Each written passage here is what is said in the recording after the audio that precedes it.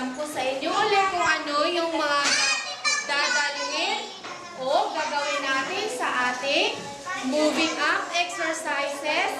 Diba? Papalapit na po mga bata. Okay.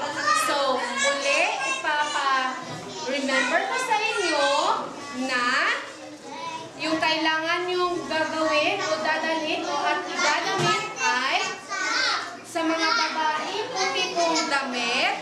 Diba po? Dress po yun. Tapos, sapatos o sandals. Naintindihan po ba? Sa mga lalaki naman,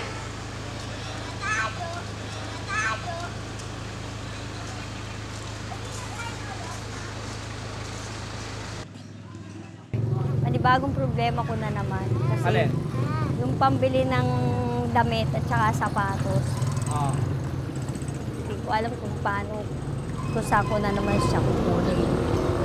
Nag-diskusyon na ng mga nanay kasi binagbotohan kung uniform o white dress. Ngayon ka ba doon? Hindi siya. Pero ando doon na eh.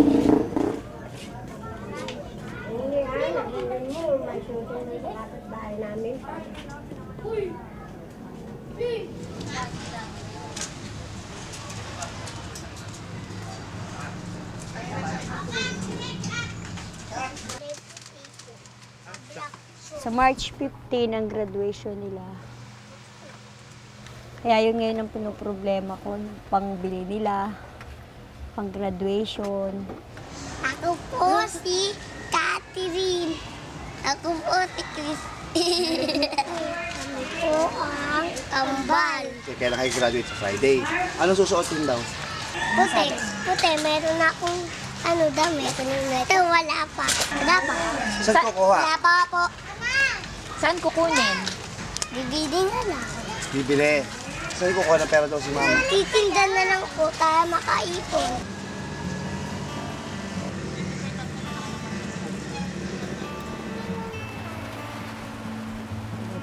Isa po akong may bahay, pero may 5 po akong klase ng trabaho.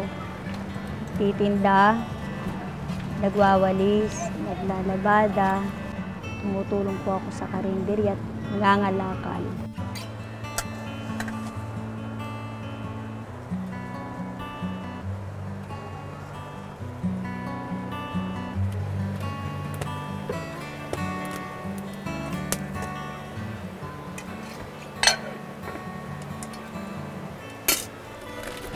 Ilan ang sikit sinain mo ngayon?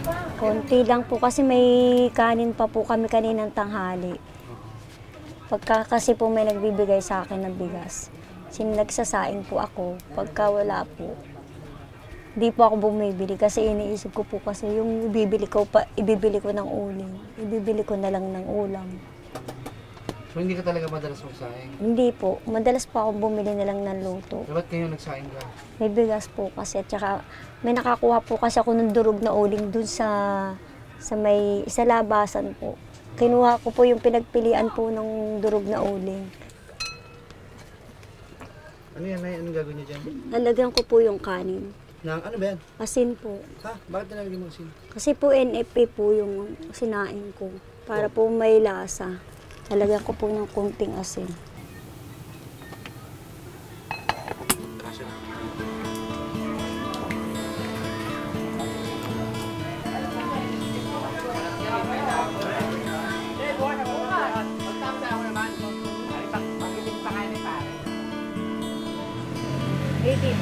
Ay, 18 ko. Yung tigsi 70 na lang.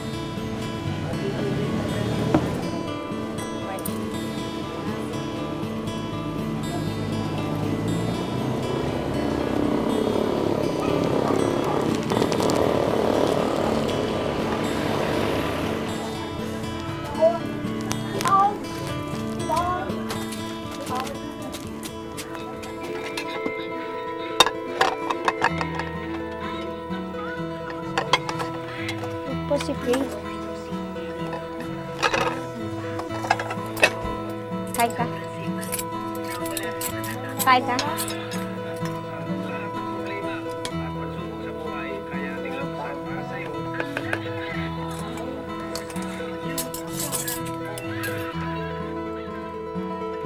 pong panganay ko, si Krisha, nag-aaral po siya sa Laurel, second year high school po siya. Yung pangalawa po, Kambal, si Catherine at saka si Christine, 6 years old. Yung bunso ko po, si Kate Aliana, po ang hindi pa po nag-aaral, 3 years old po siya. Yung asawa ko naman po, si Alan, nakakulong po siya sa Marikina, sa kaso po na bisyo. 1 taon na po siyang nakakulong. Kaya ako lang po ang isang tumataguyod sa mga anak ko. Nakulong po siya dahil po sa drugs. Hindi man po sinasadya, pero yun po ang pinatong na kaso sa kanya.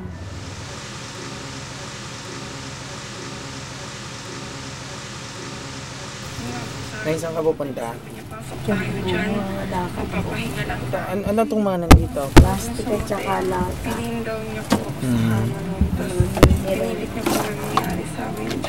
Ano yung mga kukunin mo? Ganito rin po. Mga lata.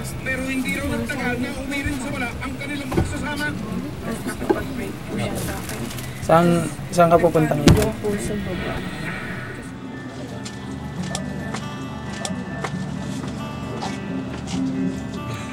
Sa gabi po mangangalakal ako. Pagdating ng umaga, ibibenta ko yun. Para kung kinapos ako ng budget, may kasunod na gagastusin. Kaya binibenta ko po yun sa umaga.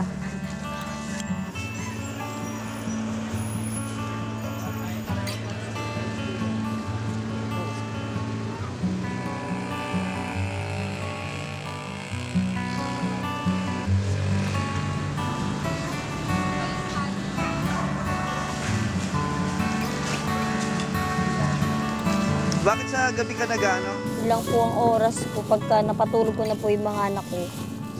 Po ako nagaganito. Minsan po, pag kakataon na matagal po kasi silang natutulog, sumasama po sila sa akin.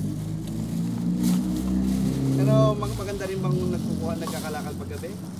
Opo, kasi doon po ang tapon ng basura.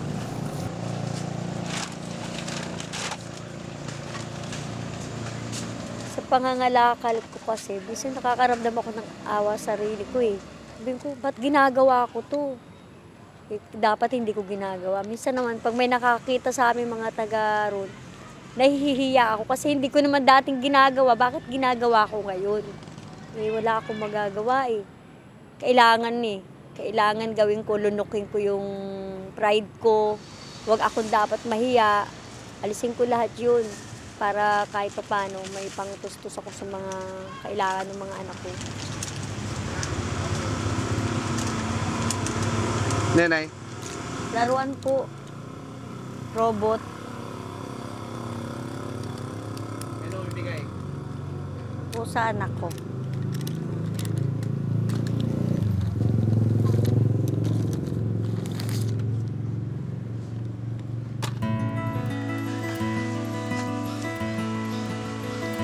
Ang pinakamahirap kasi sa pangangalakal, yung masugatan ka. Halimbawa, sa pangangalkal mo ng basura, hindi mo alam may bubog o kaya may mga latang nakabukas na gano'n, nahiwa ka. Siyempre, yung mikrobyo nun, yun ang papasok, iniisip mo baka matitanong ka.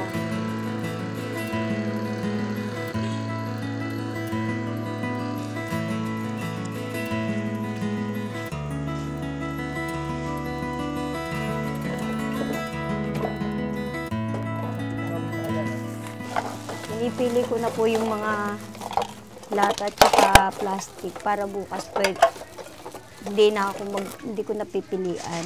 Timo, pwede na yan para may pagkain ka bukas tanghalian. Hindi ko po sigurado. Pang-almusal po pwede na po ito.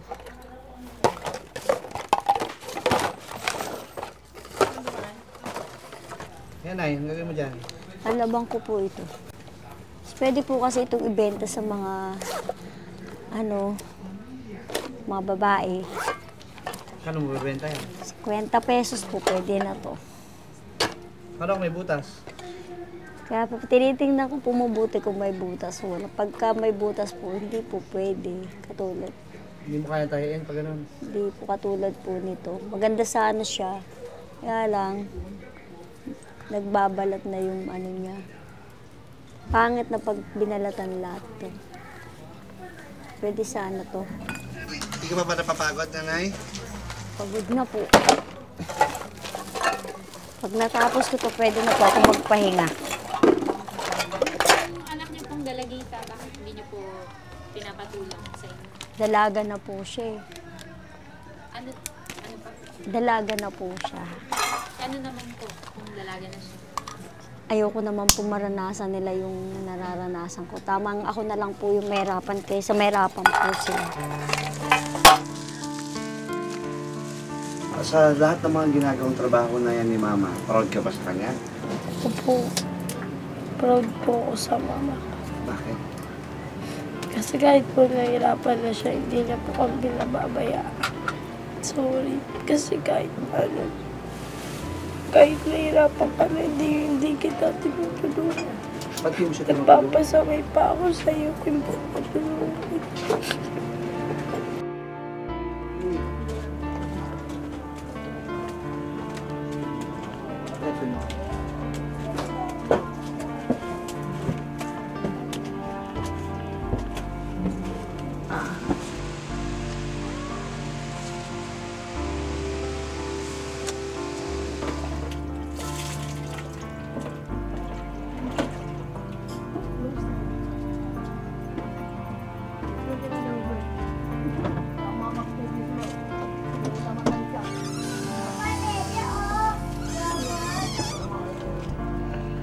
Ano yung ginagawa mo dyan? Tinitingnan ko po yung gamit po ng kambal. Inaayos mo yung gamit nila sa eskwela? Opo. So ikaw pa nag-aayos na? Tinitingnan ko po kung may mga tasa pa yung mga lapis nila. Check mo lang. Opo. Bakit pati yan ikaw gumagawa? Kailangan maliliit pa kasi po sila. Tapos anong oras ka gigising mamaya? Mga alas 4, alas 5 po. Bakit gigising ka na maaga? Magwawalis po kasi ako.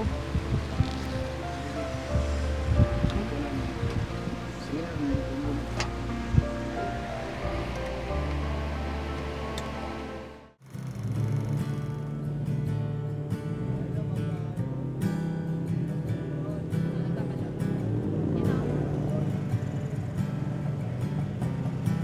Ano ba plan sa inyo, Nay?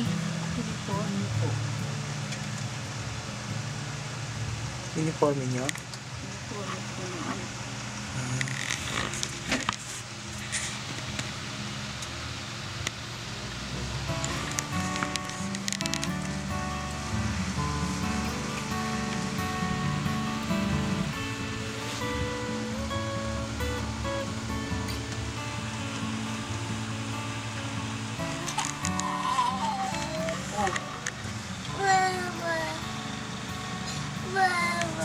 Dali lang ako.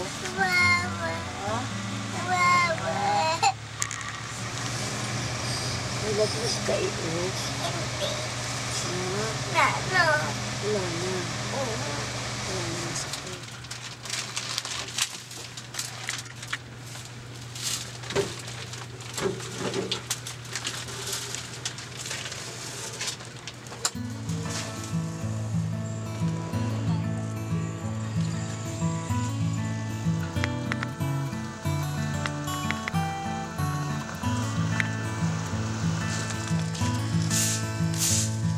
Street sweeper po ako ng barangay. Ang routine ko po sa Kalanchaw, iikot po ako ng isang lugar ng Kalanchaw hanggang po sa may malapit sa may Malbar.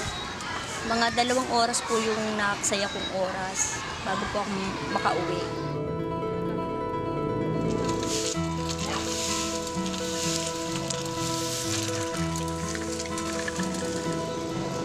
Sa pagwawalis po, nandoon na po lahat yung mararanasan mo, yung init, yung alikabok, yung dumi. Pero kinakaya ko po yun, kahit pagod.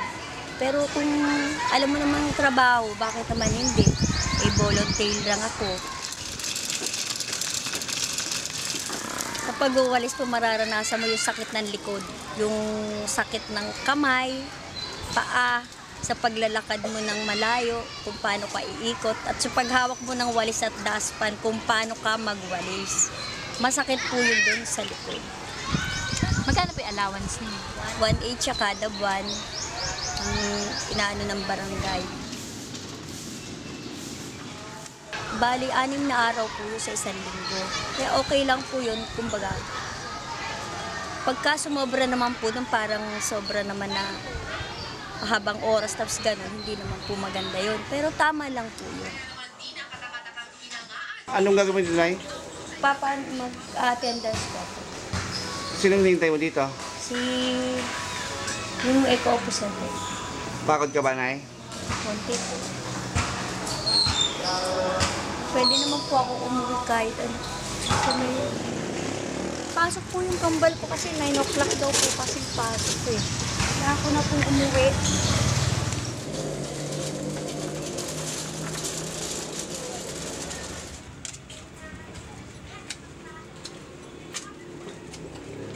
Nay, saan po kayo pupunta? Bebenta ko po itong kalakal. Ano po yung dala nyo? Yung pong plastic at saka lata.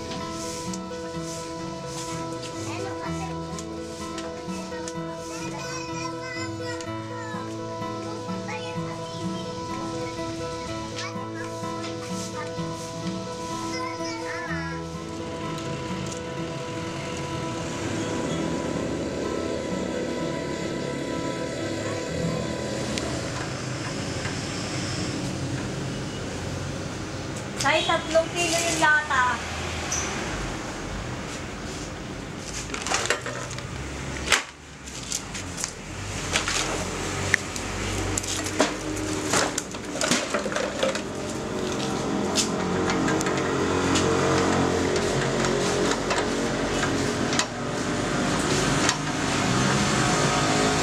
Dalawang kilo yung plastic.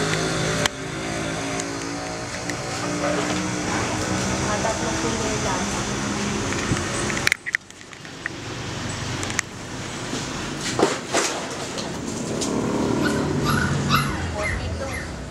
Nay, kamusta? Magkano na pagbentahan mo? 42 po.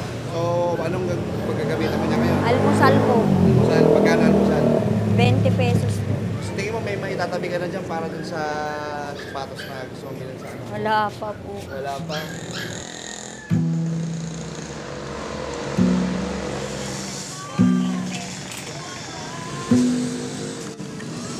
Ay, magkano bilhin niyo pati sa? 14 pesos.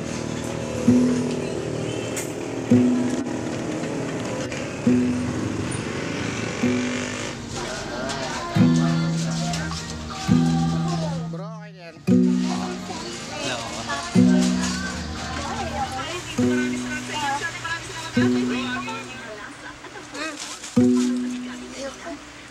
Ano na gusto mo sabi mo pa? Hindi pa ba pa? Malawit kayo.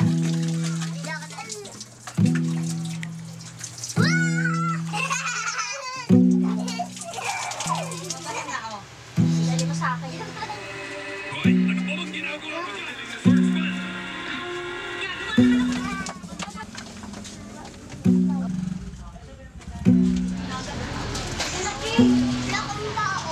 Wala.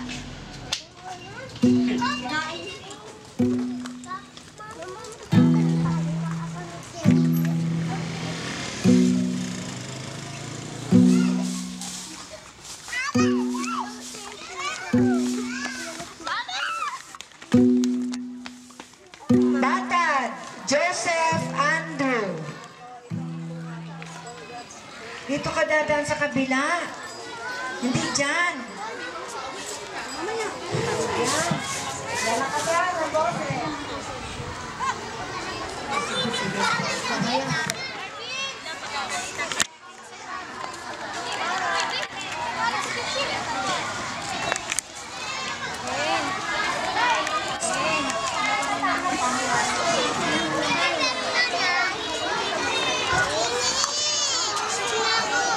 Ang init, kanino pa tayo dito? Mahirap talaga para sa akin dahil isa lang ako. Ang hirap. Diyan yung panganay, pasaway. Yung kambal, pasaway. Mas pasaway yung maliit. Ang ginagawa ko na lang sobrang timpi ang ginagawa ko kasi ayoko pong mananakit. Ayoko po sa lahat yung mamamalo. Pagka po namalo ako, umiiyak ako eh. Akong unang umiiyak eh. Kaya madalas sabihin sa akin ng asawa ko, papaluin mo tapos iiyak ka, para kang luka-luka. Yes, kasi naawa ako, pinanapalo ko. Kaya sinasabi ko, kasi hindi ko kasi naranasan sa magulang ko na pinalo ako. Kaya ayoko nananakit ako. Oh, aawit ng lupang hinirang. May tugtog doon, ha?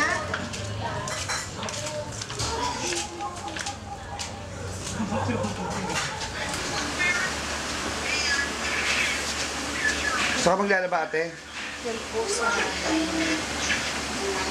Madalas ka dito kung maglaba talaga?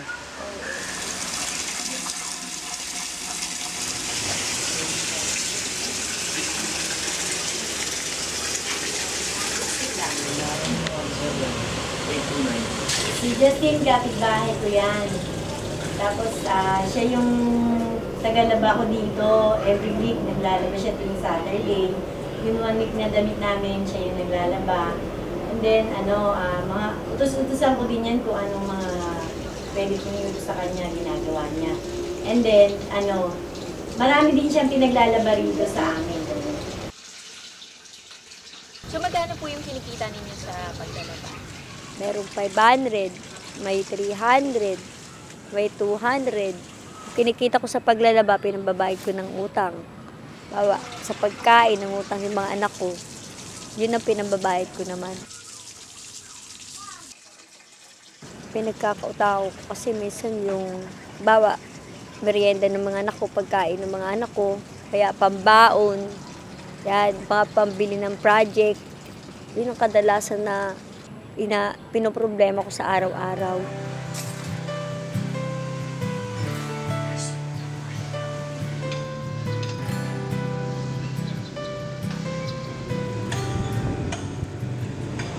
Sa pagiging ina kasi, yun ang pinakamahirap. Kasi ikaw ang naiiwan sa bahay. Ikaw ang nakakakita na lalaman mo kung ano yung mga nararamdaman ng mga anak mo. Pag nagkasakit, ikaw ang kasama. Pag umiiyak sila, ikaw ang nag-aalo ng mga anak mo. Ikaw lahat ang gagawa. Ikaw lahat ang mag-iintindi.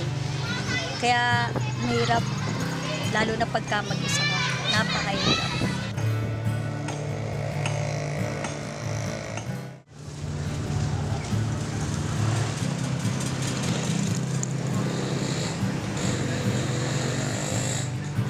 Sa araw-araw po na ginagawa ng Diyos, ang gising ko po, alas 4, gising na po ako. Pagdating po ng alas 5, magwawalis na po ako. Pagdating po ng alas 6, aasikasuhin ko po si Krisha kasi papasok po siya ng school.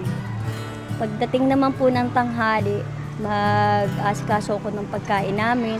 Second, yung 2 kambal, papapasukin ko ulit. Pagkahatid ko, uuwi ako. Asikasuhin ko naman yung gawaing bahay.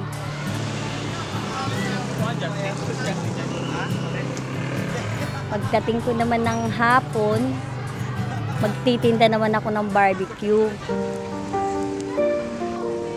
Panggastos din po namin, pambaon na nila sa umaga, pag-almusal sa umaga, ganun. Minsan sa baon din ni Chubby.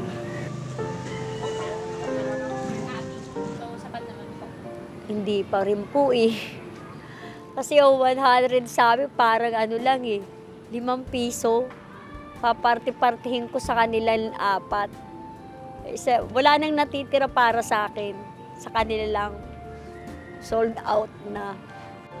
Doon simula nung nawalan siya ng asawa, doon na siya nag-umpisa na itaguyod yung sarili niyang mga anak. Kasi 4 ang anak niya eh. May panganay siya, nag-aaral. Tapos kambal, 2. Tapos may bunso pa.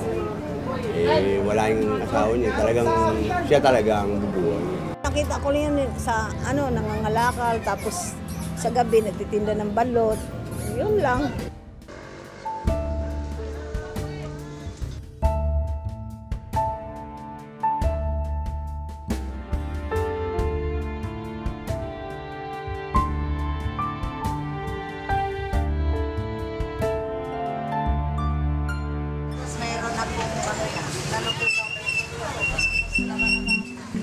Sa nakaraang taon, may halos pareho lamang yung bilang.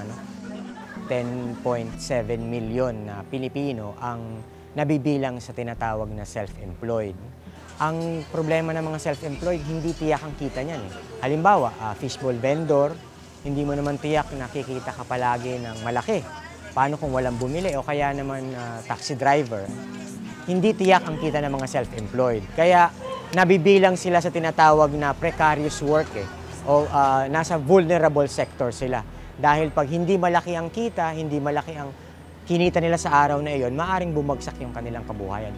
Very unstable ang kanilang source of income.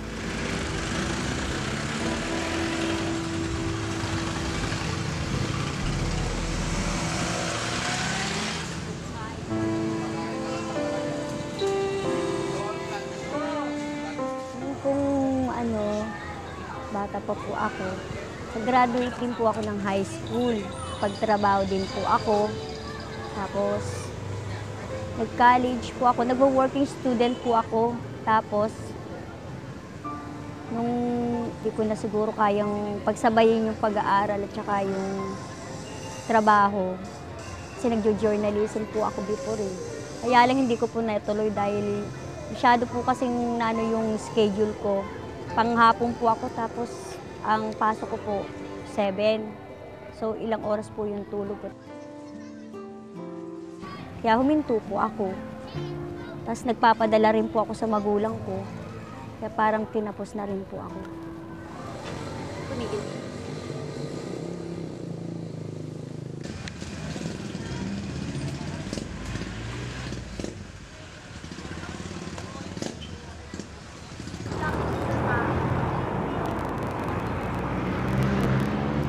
Pagka po alam kong alanganin na yung oras, alam ko na pwede ko nang itinda yung balot. Pinapakuha ko na yung anak ko, si Krisha.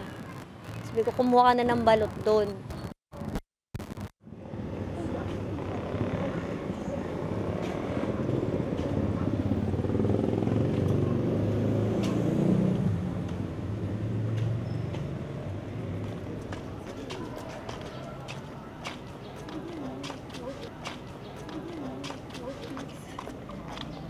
Sige, nagpasan niyo ako. Bait yung balot, 10 Pinoy, 10 balot. Okay. Kung magkano po, kung ilan po yung ibigay sa akin, yun lang po ititinda namin.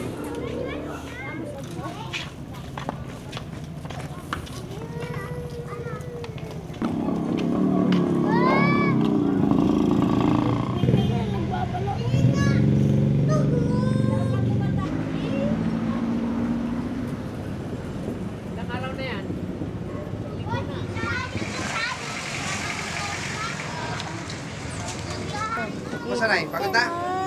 Okay lang. Kaya Hindi pa. naman na mapagod. Pagod na kami.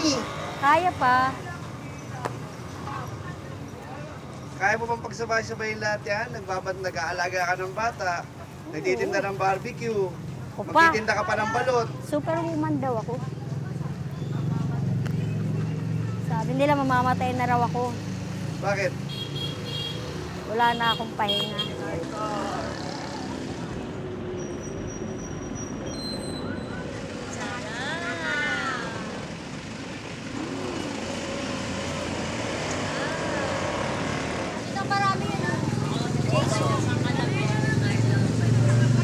Bibigyan ako ng 15 pirasong balot, 5 pirasong penoy. Yun po ay titinda ko. Minsan po na sa 40 pesos, 80, ganun. Minsan 100 naman. Pagka marami po kasi by piraso po kasi yun. Pag marami naubos, maganda yung kinikita ko.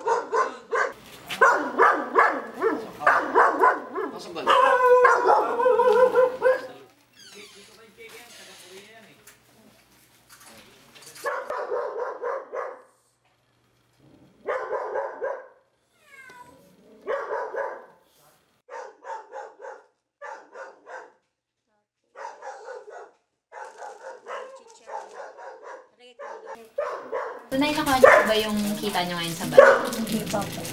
Bakit po? Tulog na po yung pare. Bukas na lang na umaga. Mga magkano po ba dapat? Mga sa sandali din po sila.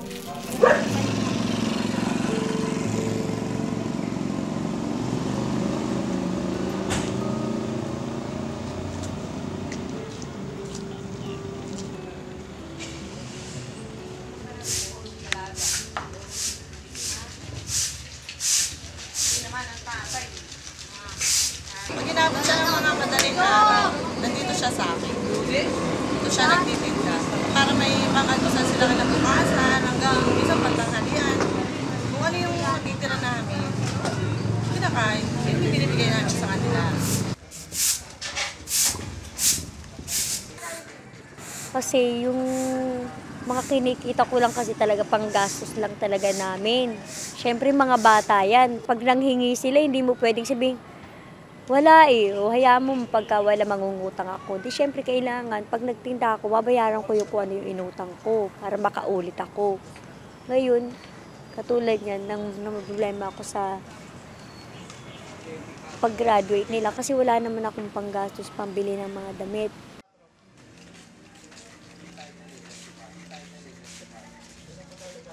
Si mama ay masipag, mabait, maunawain.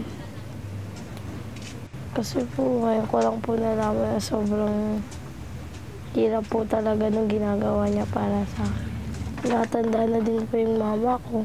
Tapos tumatanda na din po ako. Kailangan ko naman po tulungan yung mama ko para rin po sa amin.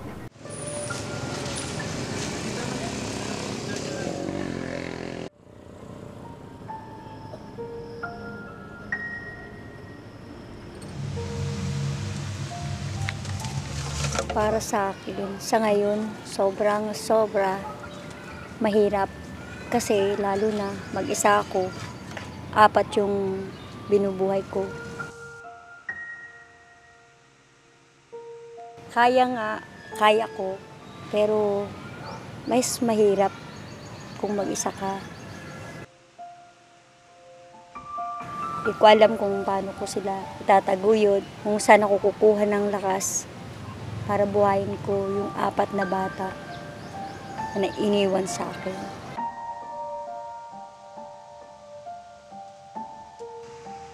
Kawawa yung magiging kinabukasan ng mga anak kong kakakakitaan nila ako ng panghihina.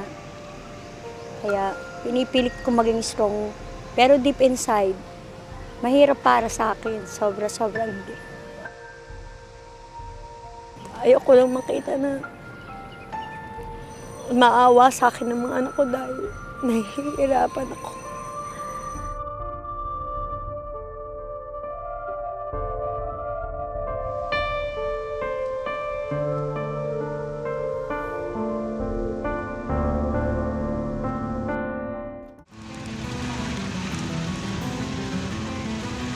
Ay, babayaran niyo na po yung bata.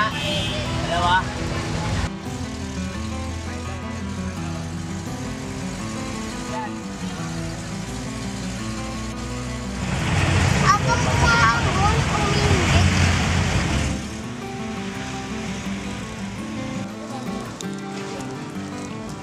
Kasi wala naman akong panggastos, pambili ng mga damit.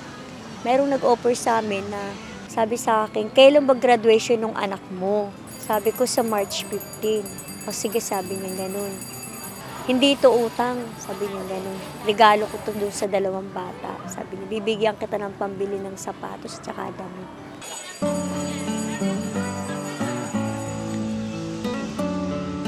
Siyempre po, masaya ako kahit papano may tumulong sa akin. Hindi ko man siya kaano-ano, willing siyang tumulong. Sabi ko, buti pa yung ibang tao nakaalala sa amin. Sabi ko, nakaalala dun sa mga anak ko. Ang mga anong size ba ng paa sana? 30. Sukatan ko muna, tita, para makuha ko yung sukat ng paa. Bay, maupo ka. Magkapaa ba sila, tita? Oo, kambal yan. Okay, size 27. Ng ibang klase Design? yan. Oo, Meron pa tayong ibang design. Pero ito, tita, ito yung mga bagong labas sa design natin. lagyan mo ng allowance. Gawin mo 30. Ito, Kasi magme-medyas pa sila. magkaibang design po parehas. Okay na yung kami. 150. Bali 300. Gusto mo ba yan? Yung sapatos na yon? Ha? Bakit?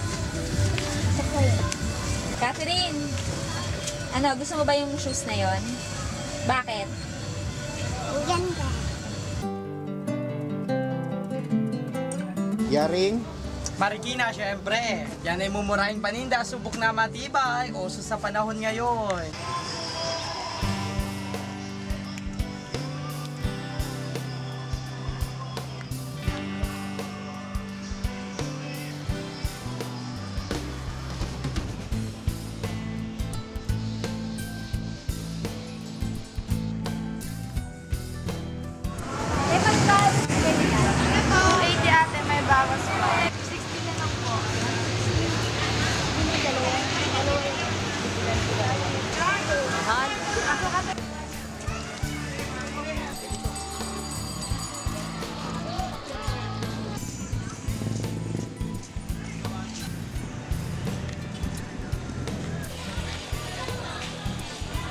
Magkano daw, Nay? 180. Ha? 180. No, pasok sa budget. Daling bawas, 150 na lang. Nay, 150 na lang po, dalawa. Kunin ko dalawa. 150 na lang po. Baba natin yun. 190 nga yun. Ay, ano yun. Hindi pwedeng may bawas. Ren, gusto mo to? Ito ganito pa. Wala po akong mahiraman na kasya sa kanila. Karamihan po kasi malalaki na yung nahihiram. Katulad po nung nahiram ko, halos saya na.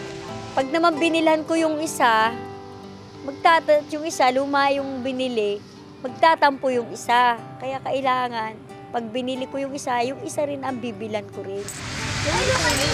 380. Ito po, mante. 380, 4, 5.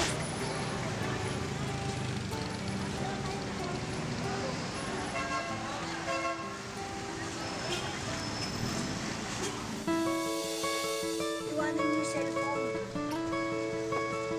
Uy, Din. Tara.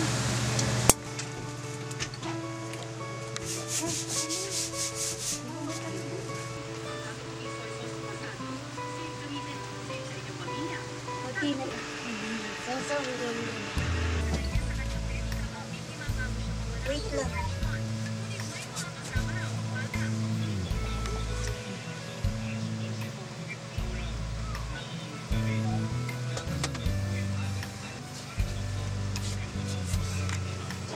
Late na tayo, dali!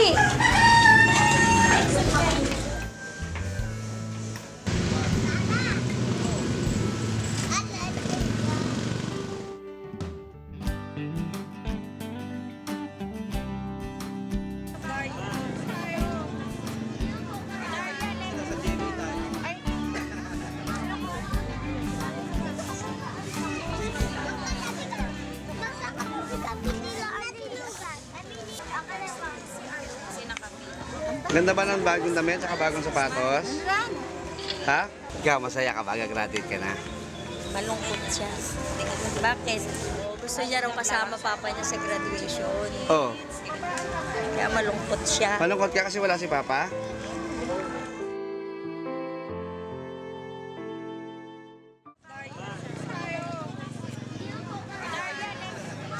Nandoon na tayo sa punto na kailangan nating tiisin lahat, kayanin mo yung mga darating pa sa yung pagsubok. Kasi hindi ka magiging matatag kung walang pagsubok. Kaya nga binigay sa'yo yan dahil alam mong kaya mo. Isa sinasabi ko sa mga anak, pagod na ako sa inyo, sawang-sawa na ako. Pero sabi ko lang yun, pero deep inside in my heart, kailangan kong maging matatag, kailangan ko. Kaya pipilitin ko kahit anong unos. Sabi ko nga, hindi yan ibinigay sa akin ng Diyos kung hindi ko kaya. Kakayanin ko yan kahit ano pa yan. Sa mga nangyayari sa buhay ko, pagka tanggap ako ng magandang balita, sumasaya ako kasi kahit pala naghihirap ako na ganito, meron palang kapalit na tinatawag. May kapalit na tinatawag katulad niyan. Graduate yung mga anak ko. Kumbaga para akong yung walang pahingang makina. Pero sabi ko, sulit pala yun. Pagka nakita mo na yung anak mo na nasa entablado na, so, yung saya at lungkot mo magkahalo. Pero sulit na yun para sa akin. Nakita ko na yung mga anak ko eh. Sabi ko, kita ko na, ganito na pala kasarap yung pakiramdam.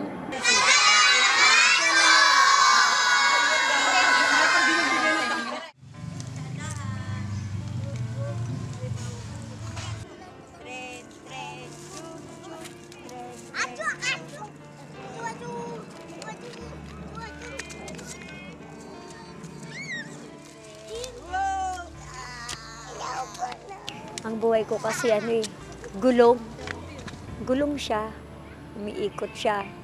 Minsan nga, sabi nga nila, nasa ilalim, minsan nasa taas. Ngayon, umiikot, napunta ako sa baba. Kailangan mong maging matatag. Mapaulan man yan o araw, kailangan kong maging matatag para sa mga anak ko.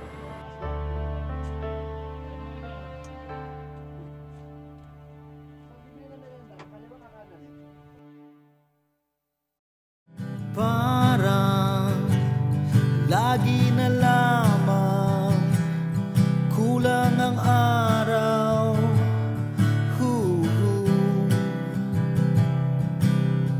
Maagang gigising, umaga na hihimbing.